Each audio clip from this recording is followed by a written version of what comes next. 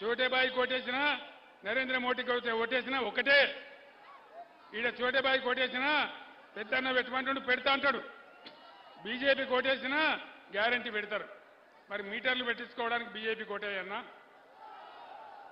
పెట్టుకోవన్నా మీటర్లు? దయచేసి ఆలోచన చేయాలి.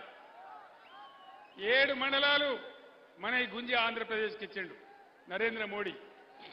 400 మెగావాట్ల సీలేరు పవర్ ప్లాంటు కరెంటు ఉత్పత్తి చేసే కేంద్రాన్ని మనది గుంజి ఆంధ్రాకి ఇచ్చేసిండు.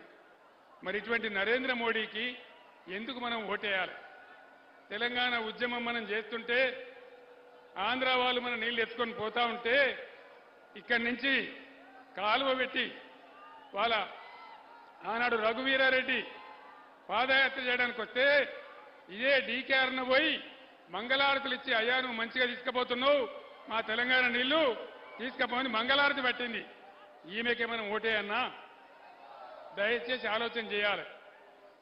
డీకేఆర్నకు ఓటేయడం అంటే ఏంది? వీళ్ళు మనకు అక్కరకు రాని చుట్టాలు. ఈ బీజేపీ అక్కరకు రాని చుట్టము, మొక్కిన వరం ఇయని వేల్పు, మోవరమునదా నెక్కిన బారిన గుర్రము గ్రక్కున విడువంగవలవి అని చెప్పింది. మరి అదేవిధంగా ఎందుకు భారతీయ జనతా పార్టీకి మనం ఓటేయాలి? దయచేసి ఆలోచన చేయండి.